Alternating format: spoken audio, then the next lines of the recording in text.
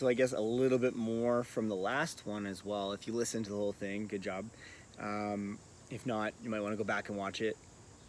Those guys, when I sold the Ravine house for them, they started referring me, and I ended up getting 2 or 3 sales from them, from their friends, and so I bought and sold with like 2 or 3 other people like that. So yeah, that trail must have been like 14 deals or something like that. So just think about that when you're new. That's how it can happen. You do a good job on one, you always get more.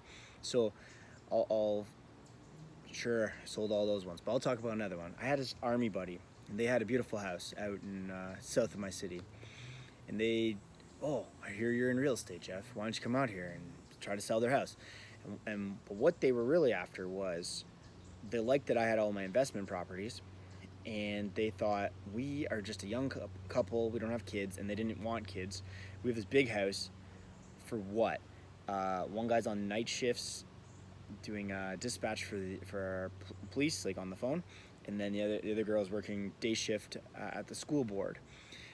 So like they never saw each other. Like hi bye, hi bye, hi bye, and they were like, "This is not the life for us. Like what are we doing here?" So they're like, "Let's sell our house and let's move into an investment property. The investment property is going to make money while we sleep, and one of them could go down on half shifts and didn't have to work as much because the investment properties were paying for that." Friends and family, when they found out that I was listing the property, shit all over them, being like, "Are you crazy? You have like the dream house, everything like this." And they're like, "No, like we want to go do this." So I started inviting these guys into all my investor meetups and onto the limo tours and everything like that.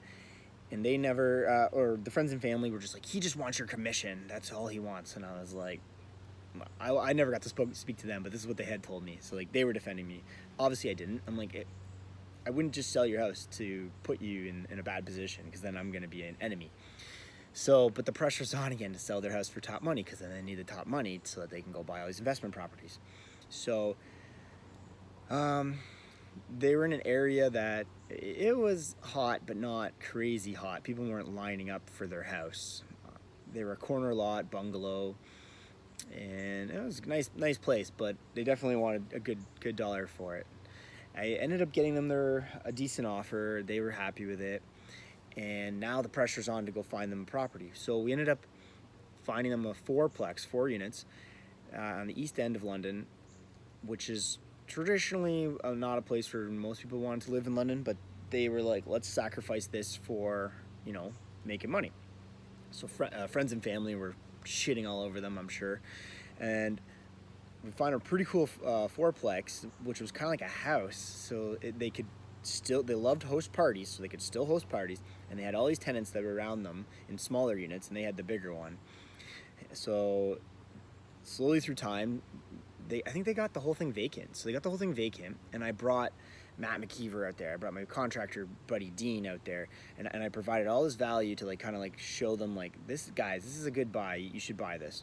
So it wasn't necessarily me saying this, it was a lot of their peers saying this, and teaching them like, yep, I think you can get this for rent here, this and this for rent here. So it was like a bonus. They didn't just have to listen to the real estate agent being like, yes, you can get $1,000 rent here. Hearing it from just one other party really helped them out. And so I got had all that staff there, and then they bought them scotch. I don't know if I got any scotch, but anyways, so we get them in there, so that the guy starts doing new floorings, putting in better kitchens, and then she puts ads out onto the internet, which were, I thought, even higher. Let's say I said $1,000, she tries even higher, and she starts getting this rent, and I'm like, this is amazing, and I'm like, how'd you do this? And she's like, I just asked, and then the public came and paid. So now she's got this crazy cash flowing fourplex, and we think everything's going good. And then she calls me, she's like, so don't be mad, but I think we want to sell. And I'm like, what? And she's like, at this point, I'm like, I'm not here to convince you. You know what you're doing at this point. And the reason why you might, if you're not an investor realtor, normally we say don't sell. You should always just keep a property. Yes, as an agent, you can make the commission, but this is not what I'm trying to do. I'm trying to make sure that they're doing well. They go tell 10 friends about me, not I just make the commission off selling their place. but they wanted to use all the money to go purchase more properties because now they've increased this value and they can go buy.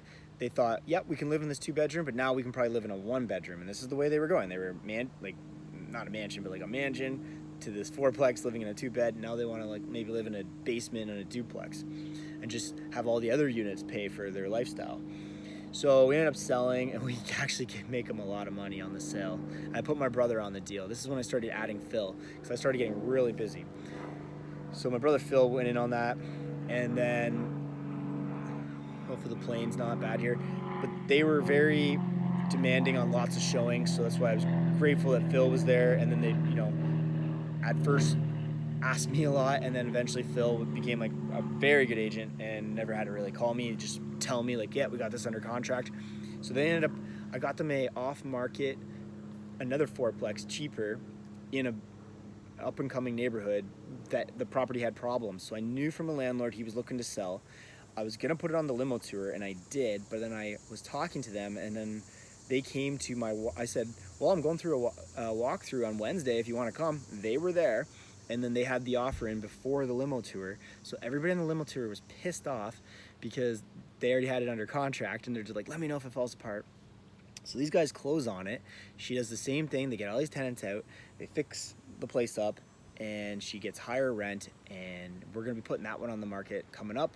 In the meantime, because they have plans to go to Costa Rica and get out of this all, so we're going to sell that one now.